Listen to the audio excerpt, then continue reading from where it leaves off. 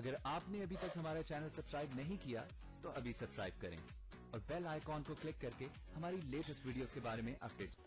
अस्सलाम वालेकुम, हमारे चैनल में खुश आमदीद। दाने की सादगी कह लें या उसका खुलूस। आनिया का घर बसाने के लिए निशवा और उसके दोस्त का अफेयर गज़नफ़र और उसके घर वालों को बताकर निशवा का रास्ता साफ़ करती है।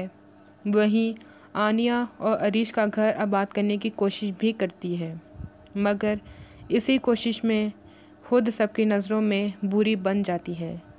सैफ दाने की निगरानी शुरू कर देता है। गज़नफ़र निशवा को वार्न करता है कि आइंदा इस लड़के को नहीं मिलोगी वरना वो जान से जाएगी। अल्तमश को हाथ से नहीं निकलना चाहिए। निशवा अरीश को हमराज बना लेती है। ईज़ा की मंगनी कबीर से और निशवा का रिश्ता अल्तमश से तय हो जाता है। गज़नफ़र उसे अपनी फ़तह समझता है, मगर ये तो ईज़ा की तरफ से उस ख़ानदान को भीख होती है।